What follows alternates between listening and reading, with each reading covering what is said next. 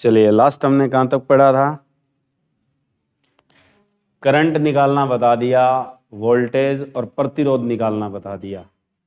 प्रतिरोध का क्वेश्चन अच्छे से याद रखना इंपॉर्टेंट है, क्योंकि प्रतिरोध के मामले में एक तो इकाई पूछी जाती है, ये नहीं छोड़नी कि अगर आपसे पूछे what is the unit of resistance, तो यूनिट ऑफ रेजिस्टेंस भी ओम, यानी प्रतिरोध की जो इकाई होती है वो आपके पास क्या होती है?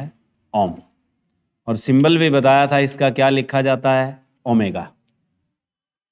अब बात आती है, आपसे अगर पूछा जाए कि प्रतिरोध पदार्थ का क्या है, तो क्या बताया था?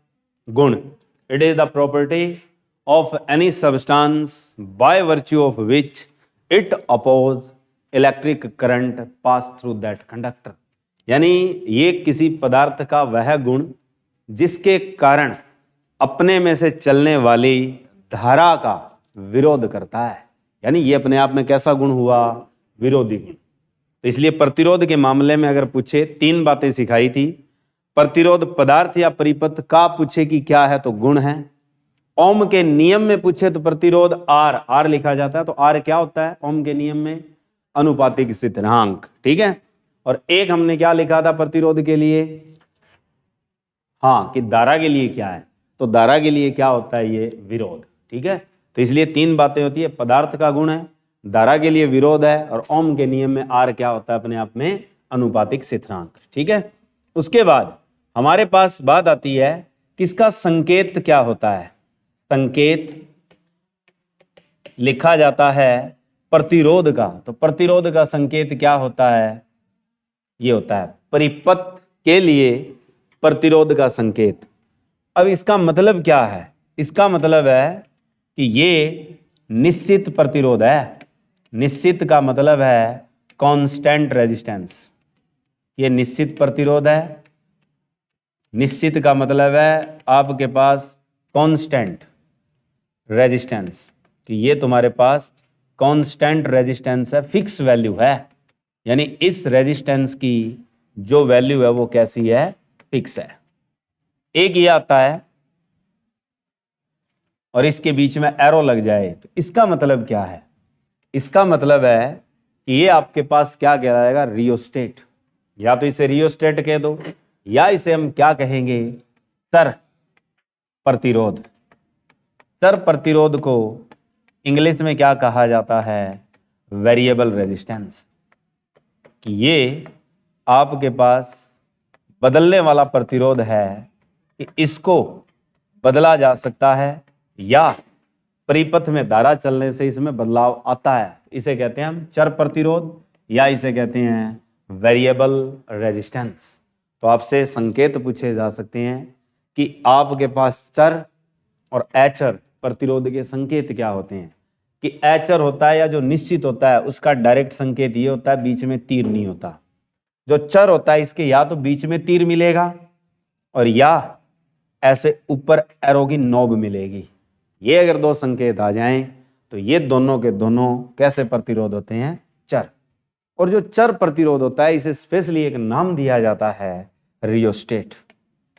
याद रखना कि आपसे पूछ ले कि रियोस्टेट क्या चीज होती है, तो रियोस्टेट अपने आप में कैसा प्रतिरोध होता है? तो चर प्रतिरोध होता है, वेरिएबल रेजिस्टेंस होता है, जिसकी वैल्यू परिपथ में घट और क्या हो सकती है? बढ़ दोनों सकती है। ठीक है। कि इंक्रीज भी हो सकती है और क्या हो सकती है? डिक्रीज। कोई जरूरी नहीं है कि बढ़ेगी, घट भी सकती है। जरूरी नहीं है कि घटेगी, बढ़ भी सकती है। ठीक है। तो इसके बाद हमारे पास पॉइंट आता है कि जो आपने 10th क्लास में पढ़े थे कि अगर हम प्रतिरोधों को जोड़ें तो जोड़ने के क्रम कितने होते हैं, यानी आपके पास कॉम्बिनेशन टाइप कितने होते हैं? तो दो। जैसे हमने पढ़े थे संधारित्र, कितने क्रम में जोड़े थे? दो। एक होता है आपका श्रेणी क्रम जिसे हम सीरीज कहते हैं, दूसरा कौन सा होता है? पार्श्व या समांतर जिसे हम पैरेलल कहते हैं। तो आपसे पूछा जाए कि प्रतिरोधों को जोड़ने के क्रम कितने प्रकार के होते हैं, तो जो प्रतिरोधों को जोड़ने के क्रम हैं वो दो प्रकार के हैं। ये क्वेश्चन खास है कि प्रतिरोध को जोड़ने के क्रम, यानी कॉम्बिनेशन ऑफ रेजिस्टर्स।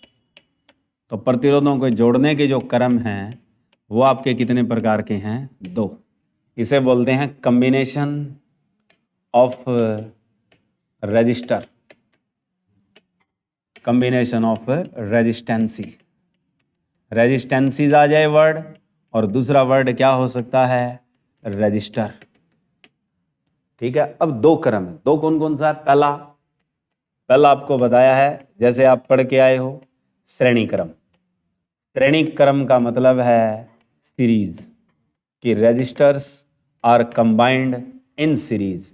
दूसरा आपके पास कौन सा क्रम है, पार्श्व, या आप लिख सकते हो समांतर, कि पार्श्व क्रम या समांतर क्रम, जिसे कहते क्या है हम, पैरेलल कॉम्बिनेशन। अब दो बातें लिखवाई थी तुम्हें, जब हम कैपेसिटर को श्रेणी में जोड़ रहे थे तो कौन सी भौतिक राशि बदल जाती है और कौन सी समान रहती है। ऐसे ही लिखवाया था कि अगर हम संधारित्र समांतर क्रम में जोड़ें तो कौन सी भौतिक राशि बदलती है और कौन सी अपरिवर्तित रहती है। सेम कॉपी यहां यूज करनी है। तो आपके पास कि जब प्रतिरोध श्रेणी क्रम में आएंगे तो यूं जोड़े होंगे। मान लीजिए आपने दो प्रतिरोध किस क्रम में जोड़ दिए, श्रेणी क्रम में। प्रतिरोध इसका मान लेते हैं कितना है, R1, इसका प्रतिरोध मान लेते हैं कितना, R2। धारा चल रही है इनमें से कितनी, I, विभव कितना है इसका, V। ऐसे दिए होते हैं। अब हमने ध्यान क्या देना है कि प्रतिरोध जब कौन से क्रम में जुड़े हुए हैं, श्रेणी, तो कौन सी भौतिक राशि अपरिवर्तित रहती है। पहला पॉइंट कि श्रेणी क्रम के लिए प्रतिरोध जोड़े हों तो कौन सी भौतिक राशि अपरिवर्तित रहती है। ऐसी कौन सी भौतिक राशि होगी जो आपके लिए इस कॉम्बिनेशन के लिए नॉट वेरिएबल होगी। तो बताओ क्या लिखा था उसमें तुमने, आवेश। तो आवेश जब चलता है तो क्या पैदा होती है, धारा। तो तुम्हें बताया था करंट। तो यानी आपके पास जो वैद्युत धारा है वो क्या रहेगी यहां पे, अपरिवर्तित। यानी जो करंट है आई, ये आपका चेंज नहीं होता। कौन से क्रम के लिए, श्रेणी क्रम के लिए। दूसरा पॉइंट, दूसरा याद रखना है कि कौन सी भौतिक राशि परिवर्तित होती है, कि कौन सी ऐसी भौतिक राशि है जब प्रतिरोध श्रेणी क्रम में हो तो परिवर्तित होती है। तो आपने क्या याद रखना है, दूसरी चीज क्या होती है यहाँ पे, विभव। विभव को यहाँ पे क्या वर्ड लिखना है तुमने, विभवांतर। विभवांतर क्या चीज होती है, पोटेंशियल डिफरेंस। हो गया। तो दो क्वेश्चन यही बनते हैं यहाँ पे, इंपॉर्टेंट है कि निम्नलिखित में से कौन सा कथन प्रतिरोधों के श्रेणी क्रम के लिए सही होगा। कैसे आते हैं, तो पहला ऑप्शन क्या बना देगा कि प्रतिरोध के लिए धारा का मान समान रहता है, विभव का मान बदल जाता है। ऑप्शन बनाएगा नीचे कि दोनों कथन सत्य हैं, केवल पहला कथन सत्य है, केवल दूसरा कथन सत्य है, या दोनों कथन गलत है, यूं कहता है। तो ये दोनों कथन आपके क्या होते हैं, सत्य कब होते हैं, कि जब श्रेणी क्रम में धारा क्या हो, अपरिवर्तित, और विभवांतर क्या हो आपका, परिवर्तित। यह टैग है। अब तुम पार्श्व क्रम में बाद में लिखोगे, पहले इस श्रेणी क्रम के लिए तुल्य प्रतिरोध, समतुल्य प्रतिरोध या कुल प्रतिरोध कैसे निकालोगे, कि आपको श्रेणी क्रम का कुल प्रतिरोध ले दे या प्रभावी लिख दे कि प्रभावी प्रतिरोध, या अगला कहे कि समतुल्य प्रतिरोध। ऐसे नाम आते हैं कि equivalent resistance, effective resistance and total resistance of resistors when combined in series combination. कि जब ये श्रेणी क्रम में जुड़े हुए हैं तो इनका कुल प्रतिरोध बताओ क्या होगा, प्रभावी प्रतिरोध बताओ क्या होगा, और समतुल्य प्रतिरोध बताओ क्या होगा। इनका मतलब एक ही है। जब ये श्रेणी में जुड़े हैं तो सीधे कहां पड़े हैं, सारे प्रतिरोध है एक ही लाइन पर पड़े हैं, एक लाइन पे पड़े हैं, तो सीधे ही जोड़ दो। तो आपके पास जो प्रभावी प्रतिरोध है उसको लिखते हैं RS से, और बराबर का निशान लगाओ, और जितने प्रतिरोध दे रखे हैं उनका सीधा क्या कर दो, जोड़। आ गया उत्तर। अब 2 हैं तो 2 का जोड़ कर दो, 3 है तो 3 का कर दो, 10 है तो किसका कर दो, 10 का कर दो, 50 है तो 50 का जोड़ कर दो। तो यानी आपसे क्वेश्चन यहाँ क्या पूछा जाता है कि श्रेणी क्रम के प्रतिरोधों का समतुल्य प्रतिरोध होता है कैसा। तो कैसा प्रतिरोध लिखा है यहाँ पे, अलग अलग का सीधा जोड़। इसे अगर हिंदी में लिखना चाहें तो क्या लिखेंगे, अलग अलग का सीधा जोड़, यानी direct sum of individual resistors. यानी डायरेक्ट सम का मतलब है सीधा जोड़, इंडिविजुअल का मतलब क्या है, अलग अलग। तो अलग अलग का क्या ले रहे हो तुम, सीधा जोड़। किस श्रेणी में आता, किस क्रम में आता है, श्रेणी में। तो इसको लिखेंगे तो क्या लिखोगे आप, जो समतुल्य प्रतिरोध आया है वो सीधा जोड़ है। लिखने की परिभाषा ये होती है, सीधा जोड़ अलग अलग प्रतिरोध का, कि जो अलग अलग प्रतिरोध का है वो हमने क्या किया है, सीधा जोड़ किया है। ये कौन से क्रम के लिए आ गया, श्रेणी के लिए। अब इसमें एक न्यूमेरिकल लिखो कि 5 प्रतिरोध प्रत्येक का मान, 5 प्रतिरोध प्रत्येक का मान 10 ओम है। 5 प्रतिरोध प्रत्येक का मान 10 ओम है को श्रेणी क्रम में जोड़ा जाए, को श्रेणी क्रम में जोड़ा जाए तो समतुल्य प्रतिरोध होगा।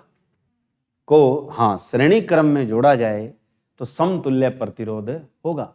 हर किसी का प्रतिरोध यहाँ पे क्या बोला गया है, मान। हर किसी की वैल्यू कितनी है आपकी, 10। कितने बंदे हैं, 5।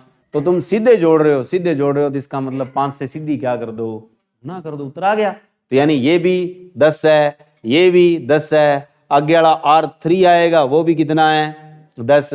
R4 आएगा वो भी कितना है, 10, और प्लस R5 आएगा वो भी कितना है, 10। तो सीधे 10 10 वाले हैं, तो सीधा 10 को किससे गुणा कर दो, 5। कब, जब क्या हो, सारे बराबर। तो इससे समझ गए एक चीज, क्या समझे, लिखो एक नया क्वेश्चन कि n प्रतिरोध।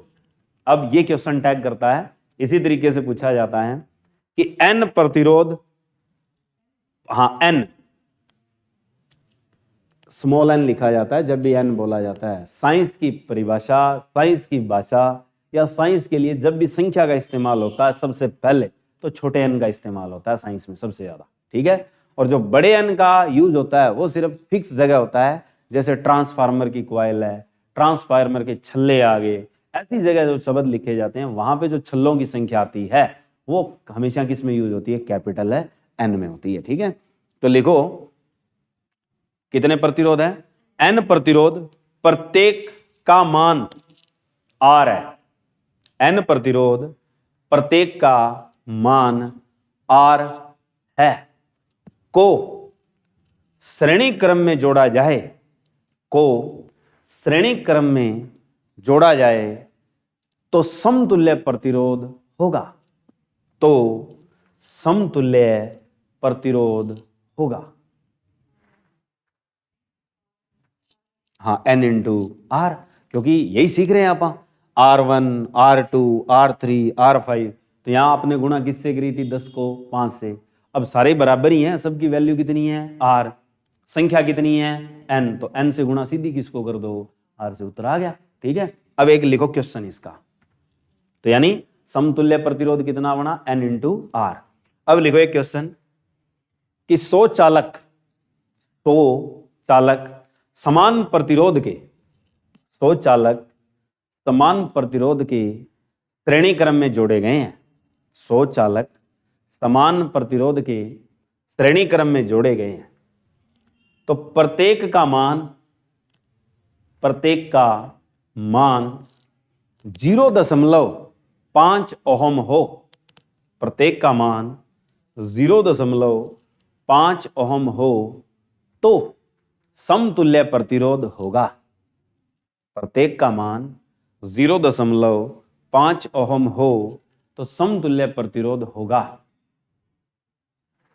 आ जाएगा उत्तर, हो गया, क्योंकि प्रत्येक का कितना है 0.5, संख्या कितनी है 100, तो सारे किस में जोड़ रखे हैं अगले ने, श्रेणी में। तो श्रेणी में डायरेक्ट बराबर दे रखे हैं, तो आपने सूत्र कौन सा लगाना है, अभी पढ़ा आपने, n इंटू आर। ये वैल्यू कितनी है 100 और r का मान कितना है 0.5। बाय में 10 लगाओ, डेसिमल उड़ गया, 1 0 से 1 0, वैल्यू कितनी आ गई 50, और पीछे क्या लिखोगे, यूनिट ऑफ ओम, आ गया उत्तर। तो ये है सिंपल श्रेणी क्रम का खेल, ठीक है। अब अब बात आती है पासरव। पासरव का मतलब है समांतर। तो घरों में जितनी बिजली आती है ये कौन से क्रम से आती है? समांतर से आती है। तार क्या होते हैं? पैरेलल होते हैं। तो तार जब समांतर है तो प्रतिरोध कौन सा लिखेंगे आप? समांतर वाला। अब आता है पासरव क्रम। पासरव क्रम में प्रतिरोध का जोड़ना, यानी प्रतिरोध का जोड़, कि जो प्रतिरोध का जोड़ है वो हम पासरव क्रम में लेना चाहते हैं। तो आपके पास पहला क्वेश्चन उठता है कि कौन सी भौतिक राशि अपरिवर्तित होगी और कौन सी भौतिक राशि परिवर्तित होगी। तो जो श्रेणी क्रम लिखा उसका उल्टा लिख दो। हाँ, उल्टा हो जाएगा। वहां कौन सी भौतिक राशि नहीं बदल रही थी? धारा। और बदलने वाली कौन सी थी? विभवांतर। तो यहां न बदलने वाली क्या हो जाएगी? विभवांतर। और बदलने वाली क्या हो जाएगी? धारा। तो ऐसे ही आएगा। ये क्वेश्चन बड़ा टैगफुल है कि कौन सी भौतिक राशि, कौन सी ऐसी भौतिक राशि होगी, कौन सी भौतिक राशि अपरिवर्तित होगी जब आपके चालक, प्रतिरोध कौन से क्रम में जोड़े गए हैं? पासरव में या समांतर में। दूसरा आएगा कि कौन सी भौतिक राशि परिवर्तित होगी, कब? जब आपके पास चालक या जो आपके प्रतिरोध हैं वो कौन से क्रम में है? पासरव में। तो अपरिवर्तित वाला शब्द उल्टा लिख दो, क्या बनेगा? विभवांतर, यानी पोटेंशियल डिफरेंस। और आपके पास जो परिवर्तित वाली है वो क्या चीज आपकी? वैद्युत धारा। ये हो गए, ठीक है। अब ये तो था परिभाषा के तौर पे। अब आपने क्या करना है, सीखना ये है कि हम प्रतिरोध निकालें कैसे। शुरुआत में कितने प्रतिरोध उठाओ? हर बार 2। अब ये होता है पासरव क्रम। अब धारा कितनी चल रही है हर किसी में से? एक तो आई, तो इधर बंट गई और इधर बंट गई। 2 तार है। जहां कहीं भी परिपथ में 2 तार आ जाएं तो इसका मतलब वो समांतर है, क्योंकि एक तार तो यूं बंट गया और एक आगे चल के ये बन गया। इसका प्रतिरोध मान लेते हैं R1 और इसका मान लेते हैं R2। तो अब आपको कौन सा प्रतिरोध चाहिए? कुल, प्रभावी, या क्या लिखते हो? समतुल्य। यानी आपके पास इक्विवेलेंट जो रेजिस्टेंस चाहिए, यानी समतुल्य जो प्रतिरोध चाहिए, वो क्या होगा? तो आपने क्या करना है, इसको लिखना है R। और कौन सा कॉम्बिनेशन है ये आपका? पैरेलल। पैरेलल के लिए इसके पाँव में क्या लगा दो? P। अब है कितने बंदे ये? 2। तो ऊपर दोनों की गुणा, नीचे दोनों का जोड़, आ गया उत्तर। ऐसे करना है कि जब आपके पास प्रतिरोध पासरव क्रम में जुड़े हों तो क्या करना है? ऊपर दोनों की गुणा और नीचे दोनों का क्या लिया जाता है? जोड़। यही खेल याद रखना है, ठीक है। यही कॉम्बिनेशन बनता है। अब इस पे लिखो न्यूमेरिकल। और अगर इसको परिभाषा में लिखना चाहो तो कैसे लिखोगे? स्टेटमेंट में। क्वेश्चन आता है कई बार कथन के रूप में। जब भी क्वेश्चन आ जाए तो पासरव क्रम में जुड़े हुए प्रतिरोधों के लिए समतुल्य प्रतिरोध का सही आंकलन कौन सा कथन दर्शाता है? तो जब कथन की कहानी आएगी तो क्या लिखोगे? इसको ऐसे लिखा जाता है, क्योंकि जब इसको हम गणितीय रूप में लिखना शुरू करेंगे तो 1/RP बराबर होता है 1/R1 प्लस क्या होता है? 1/R2। यूं होता है। एक तो ये सूत्र होता है, एक ये सूत्र होता है। दोनों सूत्र सही हैं, याद कर लेना कि R1 और R2 दो प्रतिरोध कौन से क्रम में जोड़े गए हैं? पासरव या समांतर में। तो कौन सा सूत्र या कौन सा समीकरण समतुल्य प्रतिरोध के लिए सही है?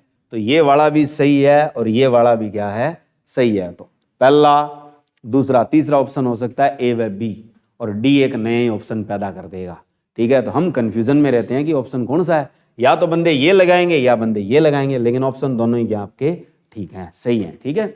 अब इसको अगर लिखना चाहें हम कथन के रूप में तो क्या लिखेंगे कि जो आपका समतुल्य प्रतिरोध है वो जोड़ है किसका? विलोम का। यानी अलग अलग जोड़ है अलग अलग प्रतिरोध के विलोम का।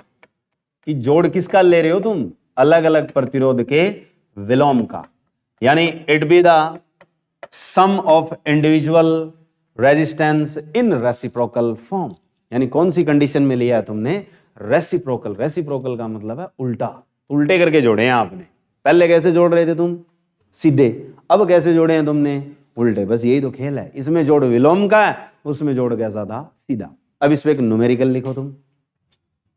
लिखो कि दो चालक समांतर क्रम में, दो चालक समांतर क्रम में जिनका प्रतिरोध, दो चालक समांतर क्रम में जिनका प्रतिरोध 7 ओहम व 14 ओहम है, 7 ओहम व 14 ओहम है, को का समतुल्य प्रतिरोध होगा। तो का समतुल्य प्रतिरोध होगा।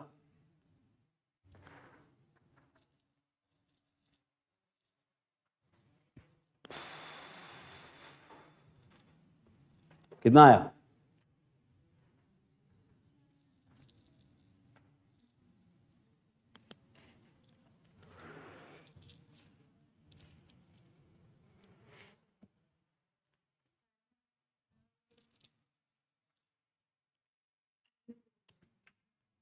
जब भी ऊपर गुणा नीचे जोड़ करते हो तो ऐसी चीज जरूर मिलेगी जो डायरेक्ट कटेगी। तो पहले काट दिया करो। 7 गुणा ऊपर कितना है, 14, तो 7 times 14 divided by their sum which be 21, 3 जा, तो it means 14 by 3, approximate result become equal to 5 ohm. तो यानी लग वैल्यू कहाँ जाएगी, लगभग 5 ओहम के पास जाएगी, क्योंकि 3 5 15 तो है 14, तो लगभग कितना आ गया, 5 के करीब। तो यानी आपके पास जो प्रतिरोध मिला है वो लगभग कितना होगा, 5 ओहम, यानी 4 दशमलव कुछ होगा। ठीक है, आ गया। अब यहाँ पे 2 क्वेश्चन टैग क्या होते हैं, अब एक और लिखो तुम। लिखो कि अगर इसमें 3 प्रतिरोध होते, ये तो थे 2, अगर हमने कितने प्रतिरोध ले लेने हैं, 3, तो 3 प्रतिरोध, जैसे नंबर 1 लिखता है R1, R2 and R3 are combined in parallel combination, पार्श्व क्रम में, पार्श्व क्रम में जोड़े जाएं तो प्रभावी प्रतिरोध होगा। तो आपके पास जो प्रभावी प्रतिरोध है वो आपके पास क्या होगा। तो आपने क्या करना है, पहले तो आरपी लिखना है। ठीक है, आरपी के बाद क्या हमारी कंडीशन, ऊपर क्या करनी होती है, तीनों की डायरेक्ट गुणा, R1, R2 एंड R3। नीचे क्या करनी है, दो की गुणा का जोड़, ऐसे लिखना है R1 times R2 plus R2 times R3 and plus R3 times R1, यानी इनकी दो की गुणा, ऊपर तीनों की गुणा। तो नीचे दो की गुणा का जोड़ और ऊपर क्या लेनी है, तीनों की गुणा। ऐसे ही यदि आपके पास एक हिंट और लिख लेना, इतने बड़े आते तो नहीं क्वेश्चन, पर पूछ ले इसी सूत्र के मामले में, अगर 4 होते, 4 का मतलब R1, R2, R3 और क्या होता, R4, तो आपके पास जो प्रभावी प्रतिरोध है वो भी ऐसे लिखा जाता है। इसमें नीचे कितने की गुणा ले रखी है तुमने, दो की, जब 4 हो तो कितने हो जाएंगे नीचे, 3, बस बात यही सीखनी है। तो ऊपर तो क्या लेनी है, चारों की गुणा, R1, R2, R3 and R4। नीचे क्या करोगे आप, 3 की गुणा का जोड़, R1, R2 और R3, और प्लस क्या होगा, फिर R2 से स्टार्ट करो, R2, R3, R4, फिर आप R3 से स्टार्ट करो, R3, R4 और फिर क्या होगा, R1, फिर आप स्टार्ट कहाँ से करोगे, R4 से, प्लस R4, फिर क्या होगा, R1, फिर क्या होगा, R2। ठीक है, तो अब सीखना कहाँ तक है, सिर्फ आपने 3 तक। तो अब 3 वाला लिखो एक, कि 3 चालक समांतर क्रम में जोड़े गए हैं, कि 3 चालक समांतर क्रम में जोड़े गए हैं, जिनका प्रतिरोध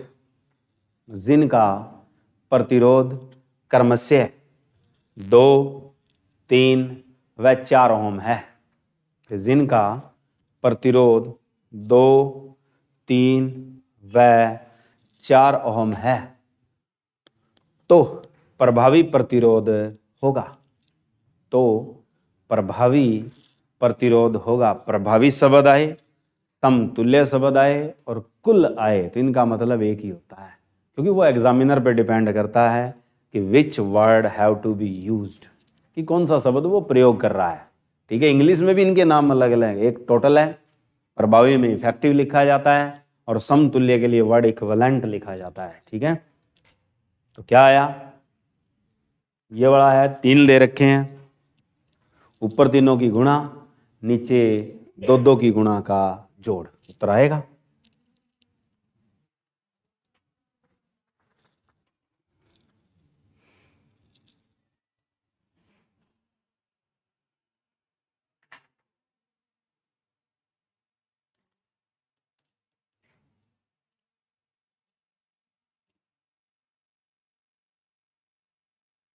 क्योंकि बाकी काम तो गणित का है, बस हाँ विज्ञान की भाषा का तो इतना ही काम था कि ये सूत्र है। अब गुणा, जोड़ और भाग ये तो आपके क्या 5वीं क्लास का काम होता है।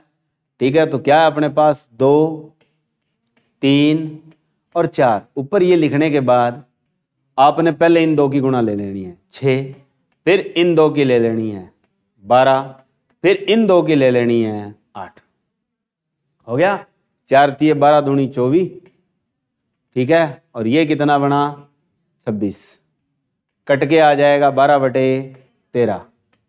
ठीक है, तो यानी approximate result equivalent to be 1 ohm, यानी 0.9 समथिंग आएगा, 13 निम्न 126। ठीक है, तो लगभग 0. कहाँ पहुंच गए हम 9, तो 0.9 लगभग 1 ओम। ठीक है, तो आपकी वैल्यू कितनी आई 1 ओम। तो यानी इससे तुम क्या सीखे कि जब समांतर क्रम में हो तो प्रतिरोध क्या हो रहा है, घट रहा है, और जब श्रेणी क्रम में हो तो प्रतिरोध क्या होता है, बढ़ता है। बस ये 2 बातें हमें जरूर सीखनी है।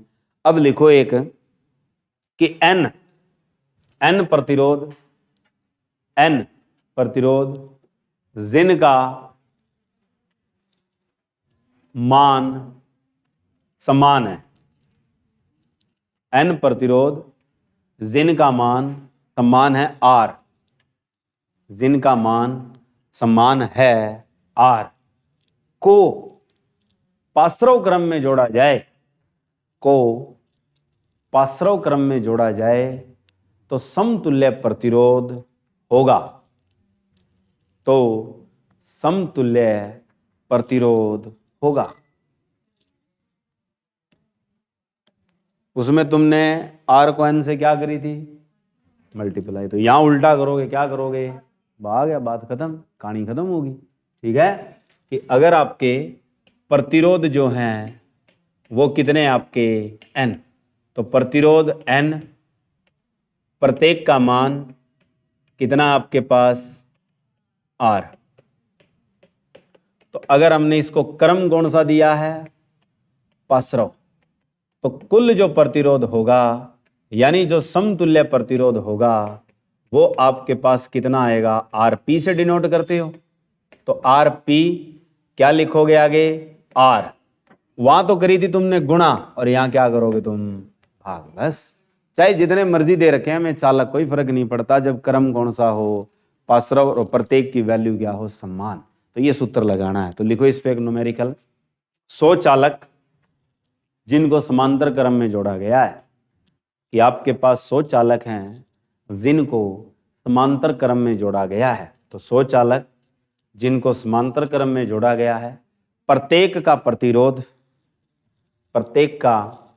प्रतिरोध यदि 1 ओम हो, प्रत्येक का प्रतिरोध यदि 1 ओम हो तो प्रभावी प्रतिरोध होगा क्या, तो हाँ, प्रभावी प्रतिरोध होगा क्या, प्रत्येक का प्रतिरोध 1 ओम है तो उनका प्रभावी प्रतिरोध होगा क्या,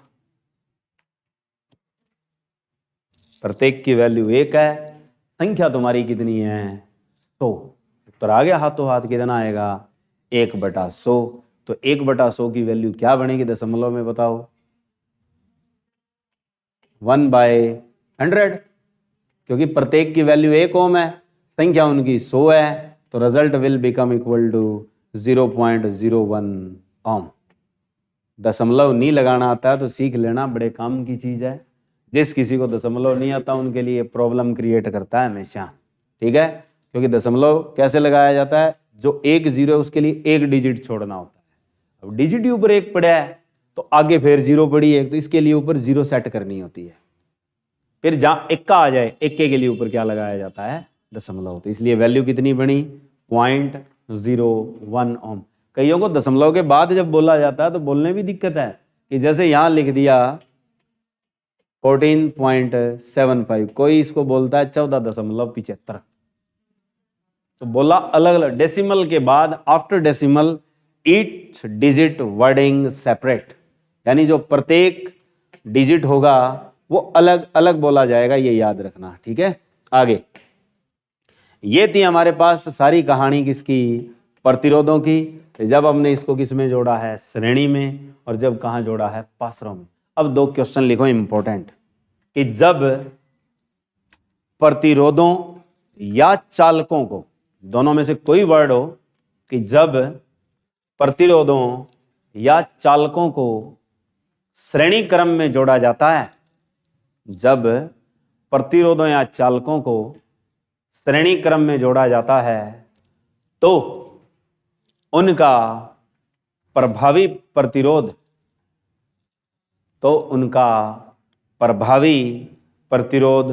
होता है कैसा, तो उनका प्रभावी प्रतिरोध होता है कैसा।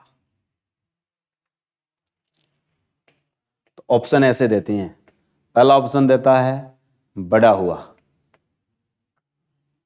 इसका मतलब समझ में आएगा। दूसरा आएगा घटा हुआ, कि प्रतिरोध घटा हुआ होगा। या ऑप्शन आएगा दोनों, ठीक है। और चौथा देगा कोई प्रभाव नहीं, कि आपके पास कि जो प्रभावी प्रतिरोध होगा वो कैसा होगा, तो वो हमेशा बढ़ा हुआ होगा। इसका अर्थ ये है कि जब तुम श्रेणी क्रम के प्रतिरोध लेते हो तो उसमें जो ज्यादा से ज्यादा प्रतिरोध है उससे प्रभावी प्रतिरोध का मान क्या आएगा, हमेशा ज्यादा आएगा। जैसे मान लो तुमने 3 प्रतिरोध ले लिए, एक ले लिया 2, एक ले लिया 3 और एक ले लिया 4, इनको तुमने श्रेणी में जोड़ दिया, तो प्रभावी प्रतिरोध कितना आएगा इनका, 9। तो ज्यादा वाले से भी क्या मिला तुम्हें, ज्यादा, तो इसलिए क्या लिखा जाता है, बड़ा।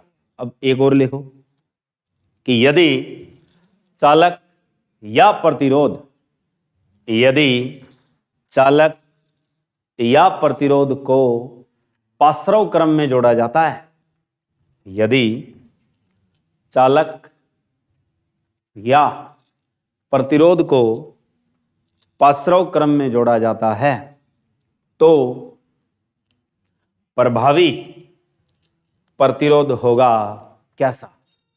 तो हां, तो प्रभावी प्रतिरोध होगा कैसा। तो कैसा होगा, आप समझ गए, उत्तर क्या आएगा, घटा हुआ, डिक्रीज्ड, ठीक है। यानी जो उसमें सबसे कम है प्रभावी प्रतिरोध का मान, उस कम वाले से भी क्या मिलेगा तुम्हें, कम।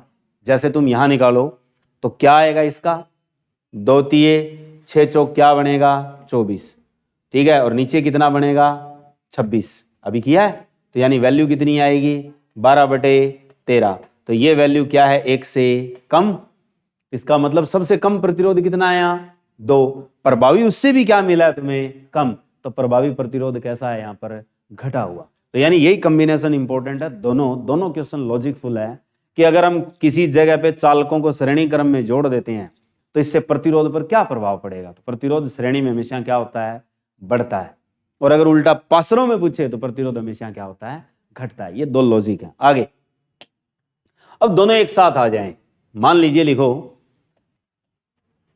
कि n प्रतिरोध जिनका मान समान R है श्रेणी में, तथा n डैश प्रतिरोध, प्रत्येक का मान r डैश, मान सम्मान और r डैश पासरों में इकट्ठे जोड़े जाएं, तो इकट्ठे जोड़े जाएं कि कुछ तो इसमें क्या पड़े हैं श्रेणी में और कुछ किस में पड़े हैं पासरों में। अब दोनों को क्या कर दिया जाए, इकट्ठे जोड़े जाएं,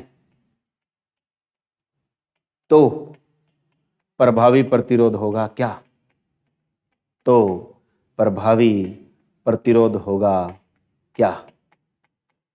तो now be effective resistance will be if they are combined in combination as series and parallel, कि अब जो कंबाइंड किए गए हैं सीरीज और पैरेलल में हैं तो then their effective resistance will be. तो अभी बता के आए हैं, बस दोनों को जो तुमने सूत्र बनाए थे एन वाले उनका जोड़ करना है। पहले किस में पड़े हैं श्रेणी में, तो श्रेणी वाले कितने हैं आर इंटू एन।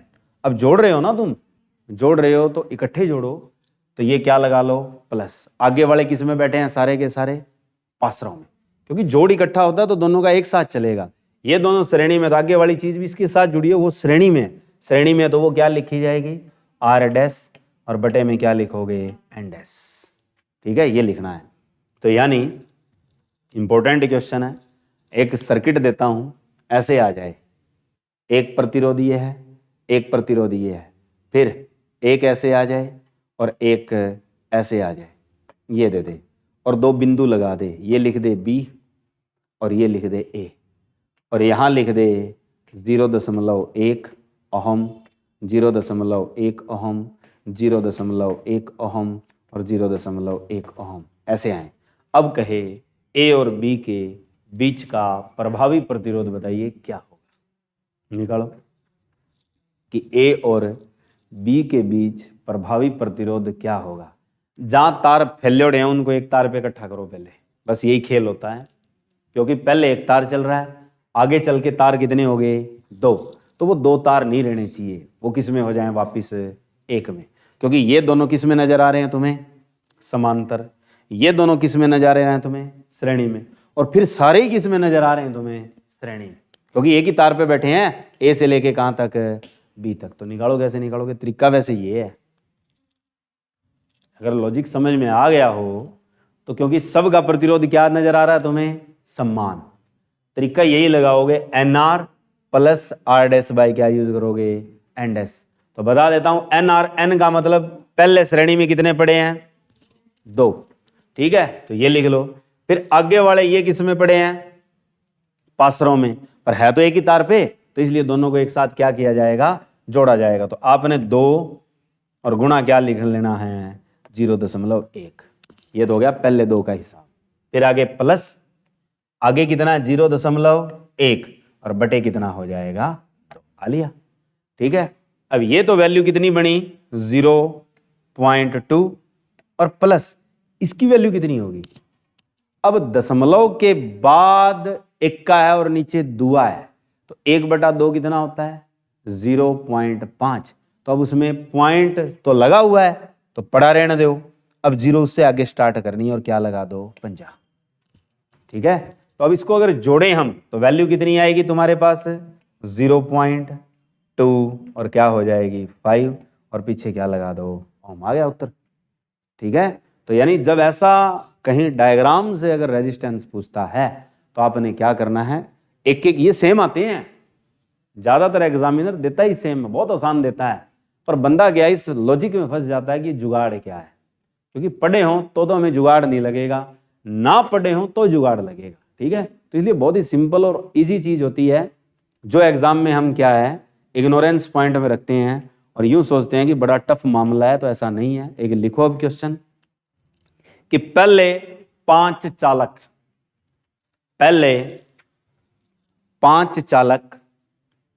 श्रेणी क्रम में, पहले 5 चालक श्रेणी क्रम में प्रत्येक का प्रतिरोध, पहले 5 चालक श्रेणी क्रम में प्रत्येक का प्रतिरोध 2 ओहम है, प्रत्येक का प्रतिरोध 2 ओहम है। इनकी श्रेणी में, फिर आगे लिखना है, इनकी श्रेणी में 10 चालक, इनकी श्रेणी में 10 चालक पाशरव क्रम में, इनकी श्रेणी में 10 चालक पाशरव क्रम में प्रत्येक का प्रतिरोध 3 ओहम है। इनकी श्रेणी में पाशरव क्रम में 10 चालक प्रत्येक का प्रतिरोध 3 ओहम है। तो पूरे संयोजन का, तो पूरे संयोजन का प्रभावी प्रतिरोध होगा क्या? तो पूरे संयोजन का प्रभावी प्रतिरोध होगा क्या? सूत्र यही लगाना है, NR प्लस R/N। पहले वाले किस में है, बस फोकस यही है, बाद वाले किस में है, फोकस यही है। और उनकी श्रेणी में बोला है तो बीच में निशान क्या फिक्स करना है, पहले प्लस, बात खत्म।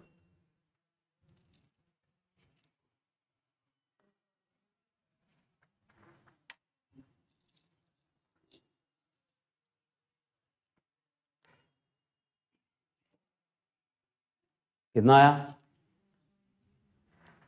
पहले 5 है, किसमें है, श्रेणी में, 5 दूनी 10 प्लस 3/10, तो यानी 10.3 हो गया। इतना ही आएगा, क्योंकि पहले हैं वो है 5 संख्या में, तो पहले बंदे 5 बैठे हैं, और गुणा क्या उनका प्रतिरोध, प्रत्येक का प्रतिरोध कितना बोला, 2। फिर आप किस में चलेंगे, इनकी श्रेणी में, तो प्लस में। आगे वाले सारे किस में बैठे हैं, पाशरव, पाशरव में प्रत्येक का प्रतिरोध कितना है, 3, और बंदे कितने हैं उनके, 10। आ गया, तो आपके पास 5 दूनी 10 प्लस 0 कितना 3, result will becomes equal to 10.3, और क्या लगा दो, ओम। हो लिया, ठीक है। यानी बहुत ही सिंपल चीज है और बहुत ही आसान चीज है जिसमें आपसे कैलकुलेशन करनी है। अब लिखो एक क्वेश्चन और, कि घर में प्रयुक्त हीटर, कूलर व पंखा, घर में प्रयुक्त हीटर, कूलर व पंखा जिनके प्रतिरोध, घर में प्रयुक्त हीटर, कूलर व पंखा जिनके प्रतिरोध 1000 ओहम, 530 ओहम, नहीं 500 ओहम लिख लो, 1000 ओहम, 500 ओहम व 200 ओहम है, जिनके प्रतिरोध 1000 ओहम, 500 ओहम व 200 ओहम है, तो प्रभावी प्रतिरोध होगा क्या? तो प्रभावी प्रतिरोध होगा क्या?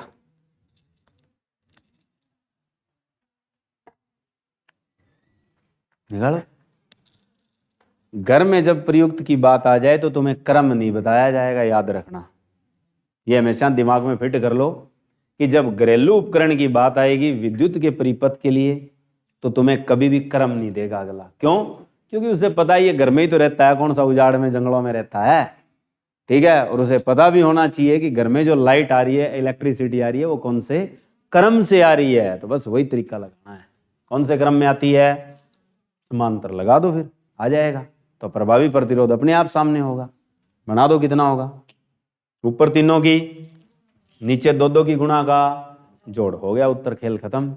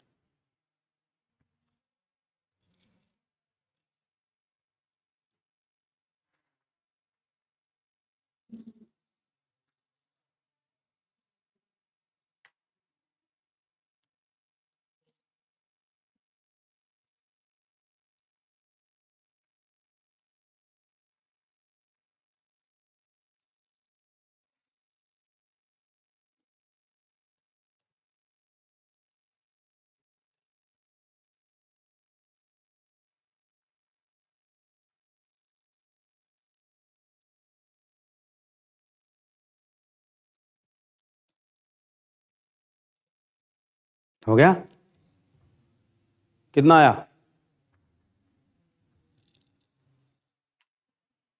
कितना बना बताओ?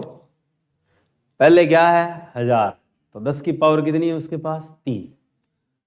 लॉजिक से किया करो, 10 की पावर 3 इंटू 500 और गुणा क्या है 200, तो 500 और 200 की गुणा कितनी बनी?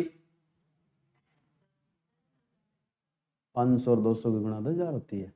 तो बता 500 गुणा 200 कितना आएगा? हाँ ठीक है, सीखो कुछ। तो 10 रेज टू द पावर कितना हो जाएगा? 5।